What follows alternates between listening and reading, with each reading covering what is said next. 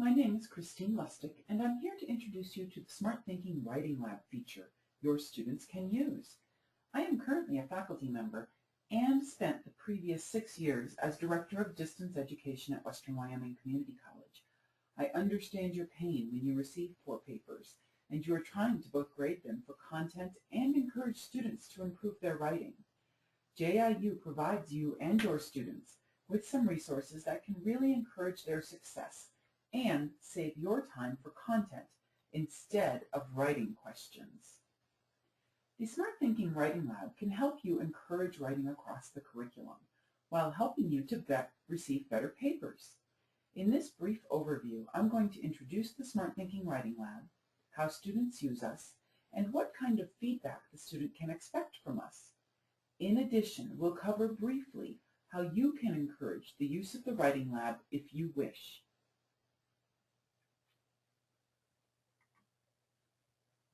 We work to return essays within 24 hours. Students should be submitting them at least 2 to 3 days before the due date if they are going to have time to assimilate the information and rework their paper based on the feedback given.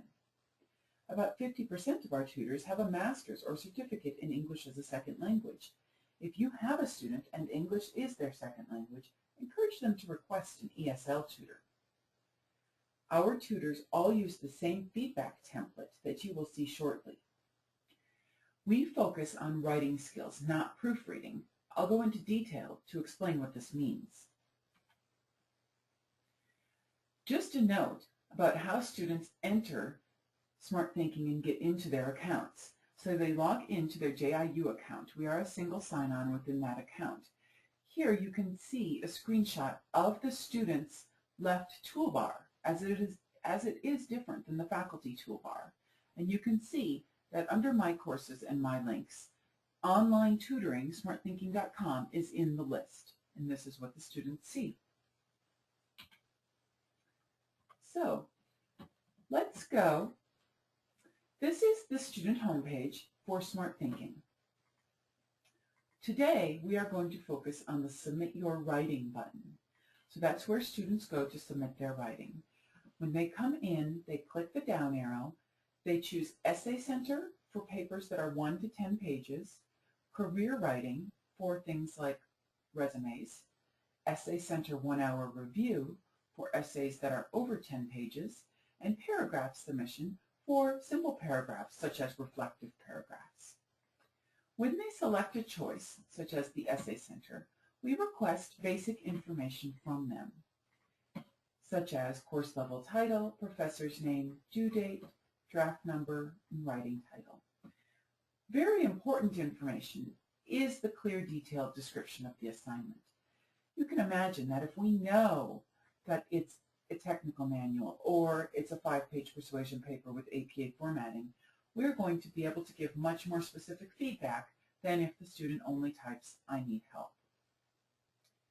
In addition, we then ask the student what kind of help they think they need. They can select up to 2 areas down here, but then they can describe the kind of help they would like from an instructor. This is where they might put specifics like they need APA help with their APA citations, or perhaps they keep getting feedback from their faculty member they don't understand, and they could copy and paste that feedback in here, asking for some connection to the current essay to see if they've improved on that area. We then ask them to choose the type of tutor. This is where they can choose first available, but they could also, this is where they can choose ESL specialist if they are a student and English is their second language. We also have business tech writing and creative writing specialists. Then they upload the writing in a Word, text file, or rich text format and click Submit. Once they click Submit, they can go about their business and go to sleep or go to work or take care of their family. And then they come back a day later and they receive their papers back from us and their feedback in the bottom left-hand corner here in the inbox. So that's where they go to look for their paper. Our aim is to return the paper within 24 hours, and right now our average return time is about 16 hours. When they get their paper, this is what it looks like. And remember, I mentioned that all tutors use the same template. So this really helps the students to understand and quickly gather the information each time they submit an essay. We're always going to start with a strength and a welcome. We're going to go into quite a few pages of what does this student need help with. And so we want to start with a positive. Then we're going to go into what they've requested help on, such as main idea thesis or content development.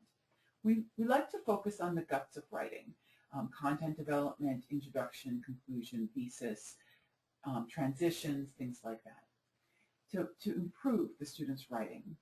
We're going to start with what is a main idea thesis, and then we're going to apply it directly to this essay. We're always going to be applying it to this specific student's essay. For example, under content development, when we talk about needing to give reasons why you're saying something, we'll use their sentences. You say many studies. The tutor will suggest how they could improve that sentence with content development and give insight into the studies. For grammar and mechanics here, this tutor took up the use of the comma. Remember, I said we're not proofreaders, so we are going to do our best to help students improve their writing, but we are not going to point out every single error or red mark their paper. They need to learn how to search for those things on their own.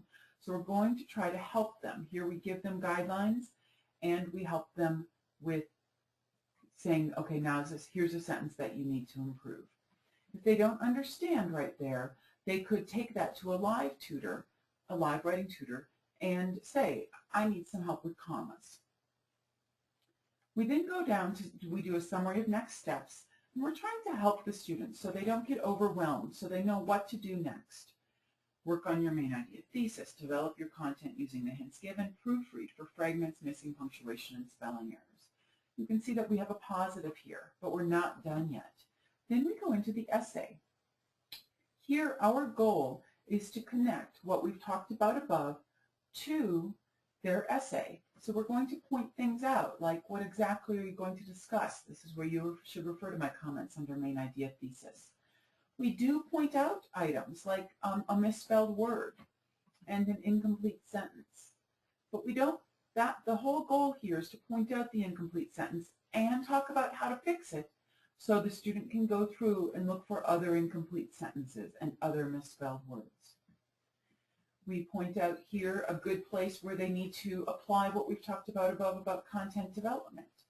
We mention another sentence that needs comma work based on the guidelines we've given them, and in a positive.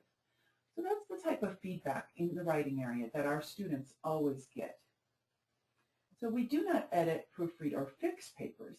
Instead, we try to coach your students by providing reader responses to their writing, probing their thinking with questions, and offering some advice for strengthening their next draft.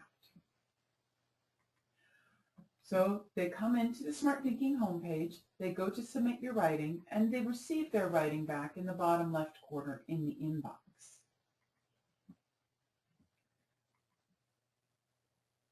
It's important to mention that you can encourage use of student resources. As a director, I used to have faculty that required the use of Smarthinking. This is how you can require or encourage if it works with your course and program requirements. When students receive their feedback, they can then save or print that feedback, whatever is needed. As a faculty member, maybe you can encourage the use of Smarthinking through extra points if they submit to you the tutor feedback along with their final paper. That way you can see if the student used the feedback to improve their paper and, in the long run, their writing.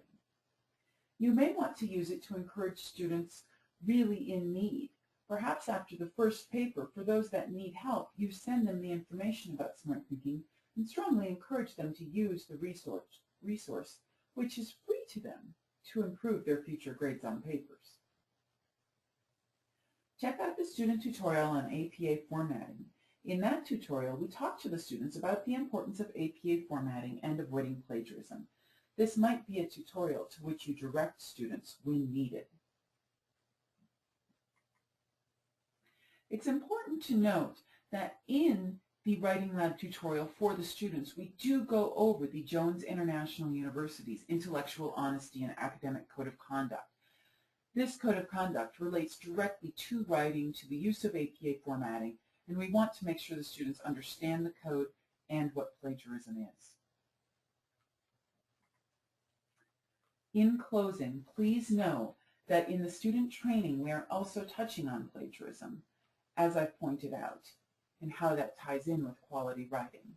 If you should have any questions about this tutorial or anything else about smart thinking, please don't hesitate to contact the JIU Library. Thanks for your attention.